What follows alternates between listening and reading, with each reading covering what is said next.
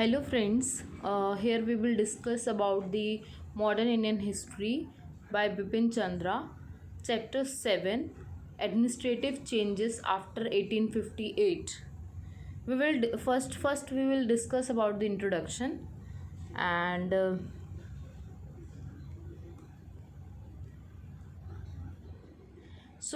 in introduction, we will discuss that the revolt of 1857 gave a severe jolt, means kathor jhatka to the British administration in India and made its reorganization inevitable.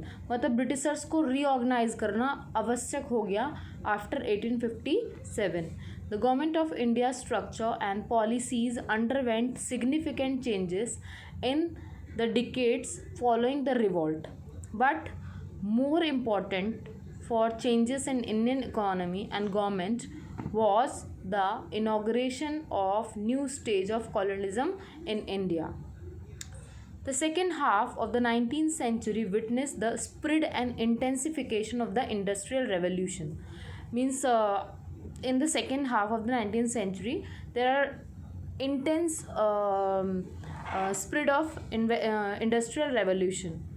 Gradually, the other countries of Europe, the USA, and Japan underwent industrialization, means they experience industrialization, or we can say that they suffer from the industrialization, and the manufacturing and financial supremacy of Britain in world economy come to an end.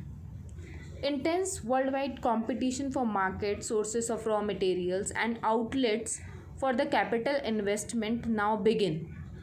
The competition for colonies and semi colonies become increasingly intense and bitter as areas open to fresh colonial domination become scarce.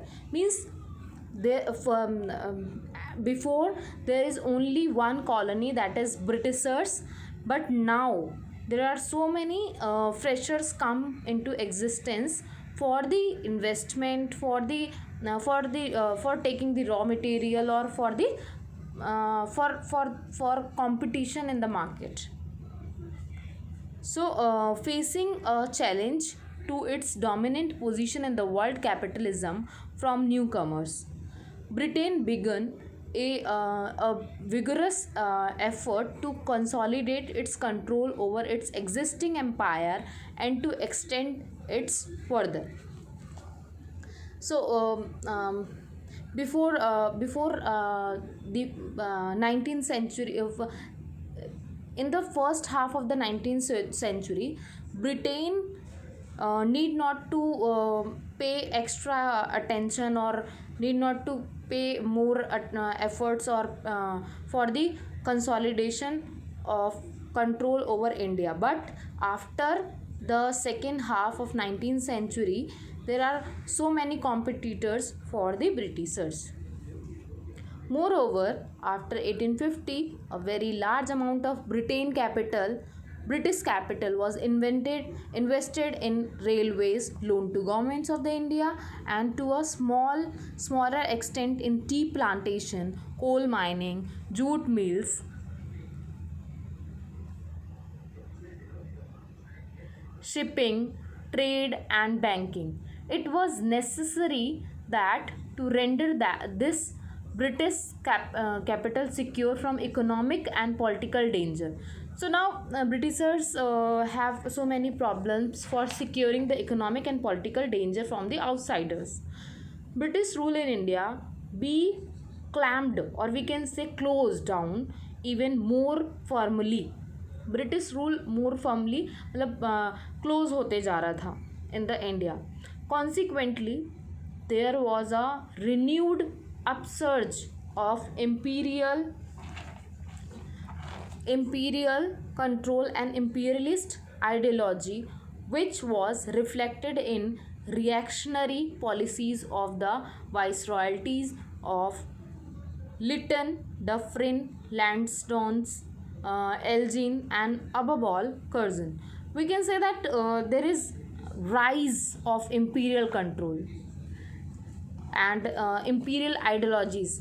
मतलब पहले क्या था कि जो यहाँ के जो वो थे वॉइस रॉयस थे, वो बहुत न्यूट्रल बैठे हुए थे, but after the second half first half of the 19th century, in the second, or we can say in the second half of the 19th century, there are inevitable reactions, or there is ideology by the viceroys for the firm control in the India. So here we will discuss about the administration after 1858. Okay, as an act of parliament in 1858 transferred the power to govern from East India Company to the British Crown. So now there are direct control in India by from the far away Britain, while authority over India had previously been wielded by the directors of the company and the board of director. Means पहले क्या होता था कि board of directors जो थे और जो company के डायरेक्टर्स थे वो ही यहाँ पे एडमिनिस्टर करते थे, पर अभी जो एडमिनिस्ट्रेशन का पार्ट है वो कौन का संभालने लगा? British crown. Now this power was to be exercised by a secretary of state for India aided by a council. Now जो अभी जो एक्सरसाइज है वो कौन करने लगा? Secretary of state for India exercise by a council. The secretary of state was a member of the British cabinet and as such was responsible to parliament. Thus the ultimate power over India remained with parliament. Under the act, government was to be carried on as before by the governor general, who was also given the title of viceroy.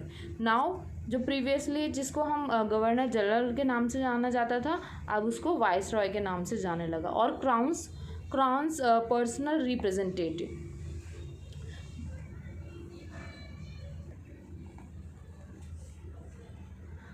So with the passage of time, the viceroy was increasingly reduced to a subordinate status in relation to the British government in matters of policy as well as execution of policy.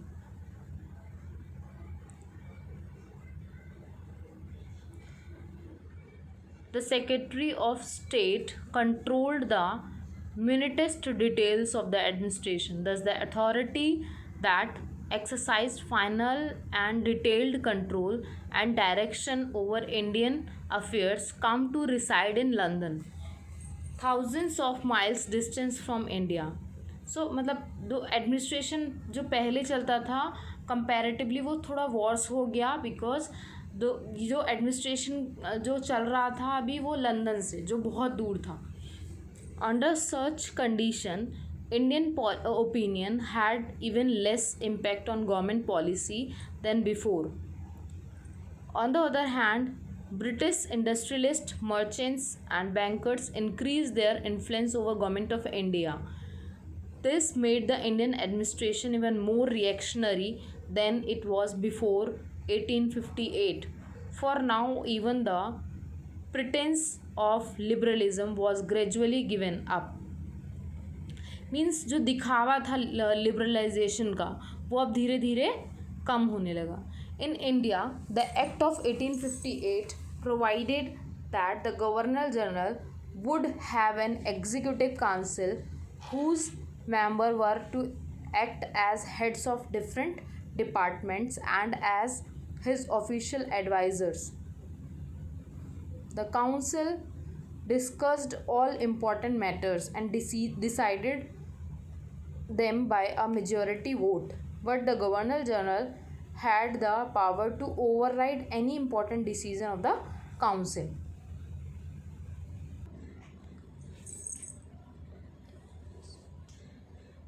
So the Indian Council Act of 1861 enlarged the Governor General's Council for the purpose of making laws.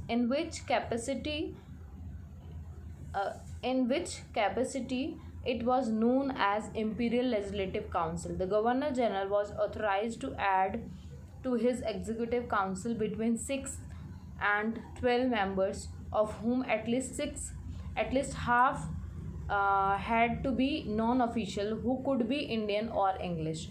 The Imperial Legislative Council possessed no real power and should not be seen as short of elementary or weak parliament. It was merely an advisory body जो advice तो दे सकती है लेकिन execution नहीं कर सकती. It could not discuss any important measures and no financial measures at all without the previous approval of government. It had no control over the budget. It could not discuss the actions of the administration. The members could not even ask questions about them. In other words, the Legislative Council had no control over the execution. Moreover, no bill passed by it could become an an act till it was approved by the Governor General. On top of all this, the Secretary of State could disallow any of its acts. मतलब जो governor general ने वो किया होगा उसको secretary allow भी कर सकता है. Thus, the only important function of the Legislative Council was to ditto official measures and give them the appearance of having been passed by a legislative body. In theory, the non-official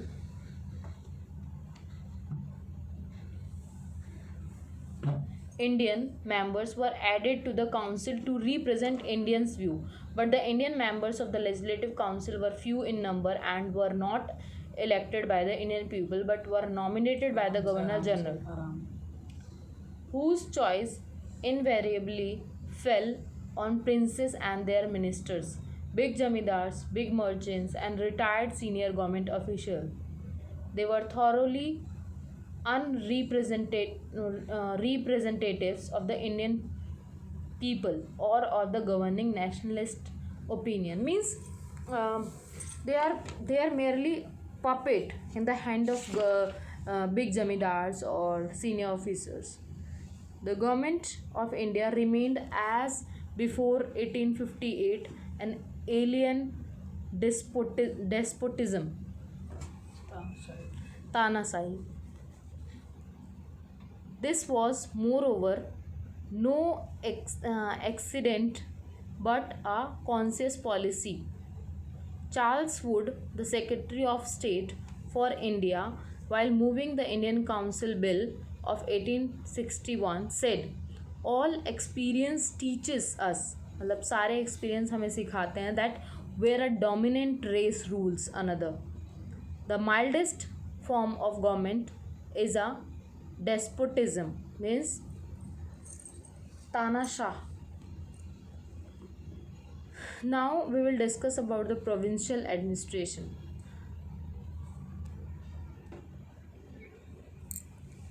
Okay, so we will discuss about two things. First of all, we will discuss about the provincial administration, and second, we will discuss about the local bodies. Provincial administration. The British had divided India for administrative convenience into provinces, three of which, Bengal, Madras, Bombay, were known as presidencies. The presidencies were administered by a governor and his executive council of three. मतलब यहाँ पे तीन executive council के members होते थे और एक governor, who were appointed by crown, जिसको क्राउन अपॉइंट करती थी. The presidency government possessed more rights and powers than governments of other provinces, which were administered by lieutenant governor. Again I repeat, the presidency government possessed more rights and powers than governments of other provinces, which were administered by lieutenant governor, and chief commissioners appointed by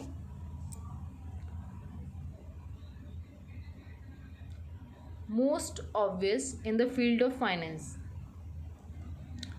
The revenue the revenues from all over the country and from different sources were gathered at center and then distributed by it to the provincial governments.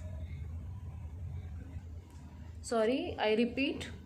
Um, the presidency government possessed more rights and powers than government of other provinces, which were administered by lieutenant governor and chief commissioners appointed by the governor general. The provincial government enjoyed a great deal of autonomy before 1833, when their powers to pass law was taken away and their expenditure subjected to strict central control.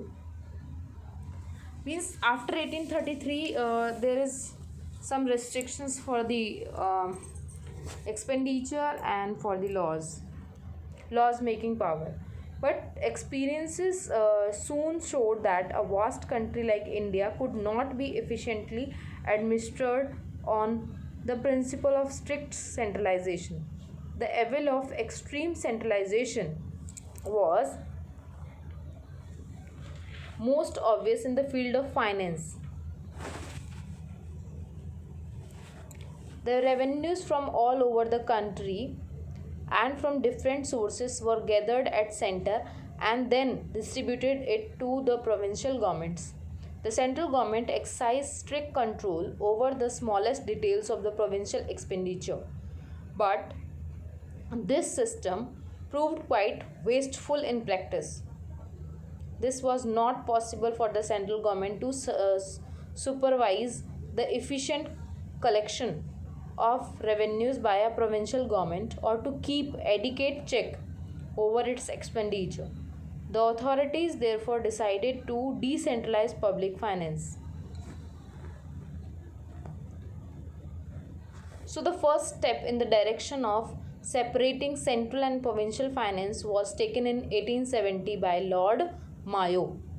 I repeat, the provincial finances were separated for by 1870 by Lord Mayo.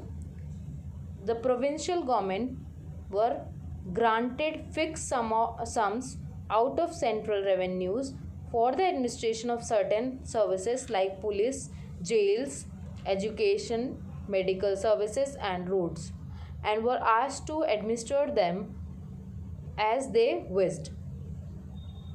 Lord Mayo's scheme was enlarged in 1877 by Lord Lytton, who transferred to the provinces certain other heads of expenditure like land revenue, excise, general administration, and law and justice.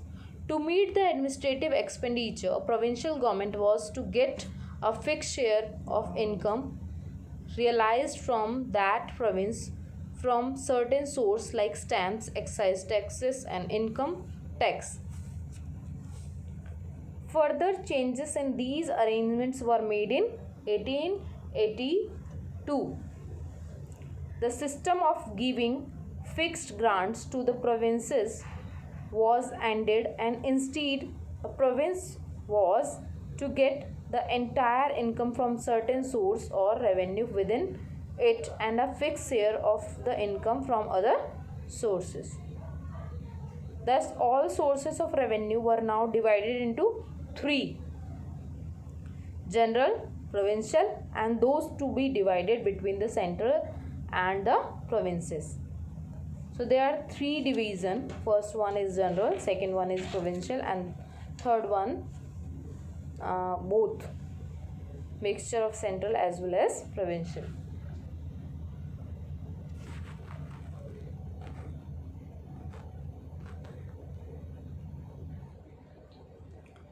The different measures of financial decentralization discussed above did not really mean the beginning of genuine provincial autonomy or of Indian participation in provincial administration. They were much more in the nature of administrative reorganization whose chief aims were to keep down expenditure and increase income. Means they basically want कि expenditure जो है वो कम हो जाए और income increase हो जाए. In theory as well as in practice the central government remain supreme and to continue to exercise effective and detailed control over the provincial governments. This was inevitable for both central government and the provincial government were completely subordinate to the Secretary of State and the British government. So this kind of scenario was there in the provincial government. Local bodies.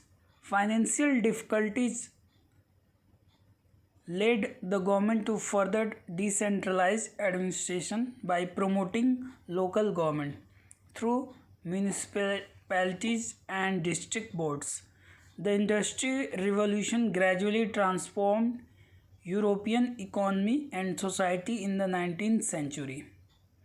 India's increasing contact with Europe and new modes of imperialism and economic exploitation made it necessary that some of the European advances in the economy, sanitation, and education should be transplanted in India. Moreover, the rising Indian nationalist movement demand the introduction of modern improvement in civic life. Thus, the need for the education of the masses, sanitation, water supply, better roads, and other civic amenities was increasingly felt.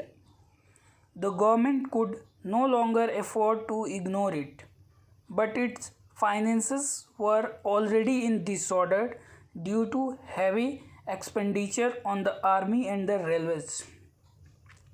It could not increase its income through new taxes as the burden of the existing taxation was already very heavy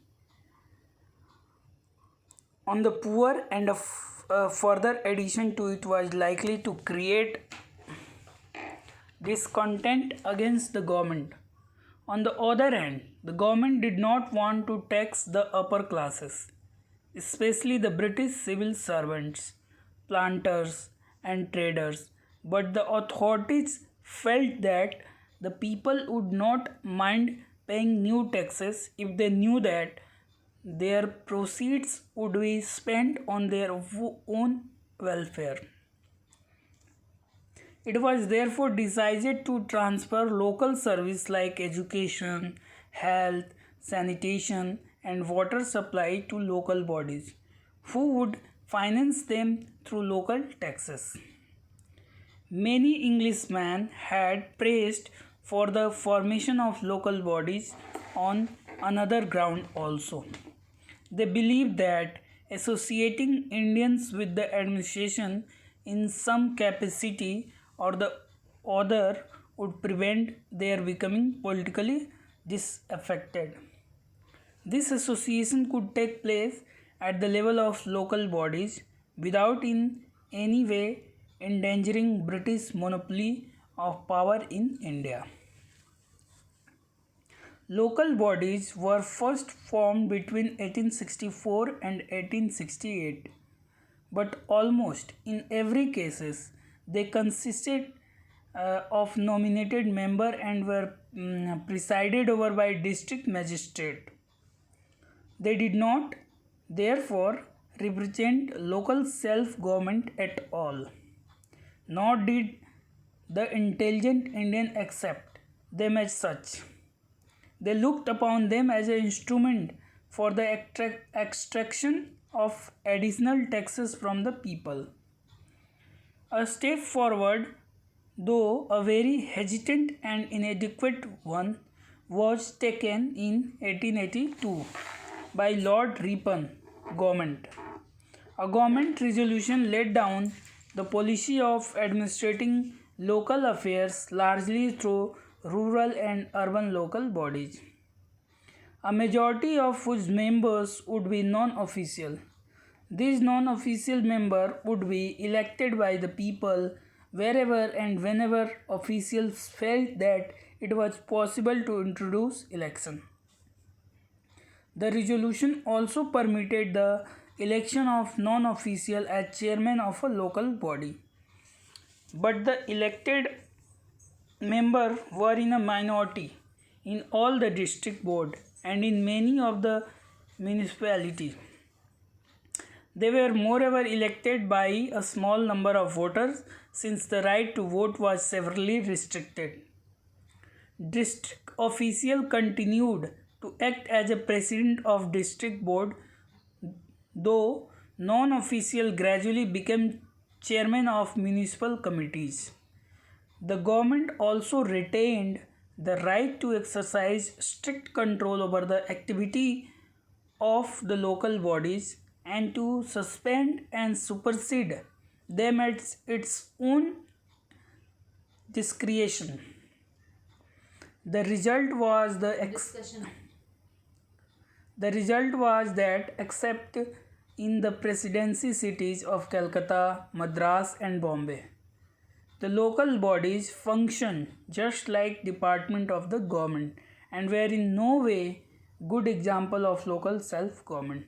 All the same, the politically conscious Indian welcomed Ripon's resolution and worked actively in these local bodies in the hope that in time they could be transformed into effective organs of local self-government. Thank you.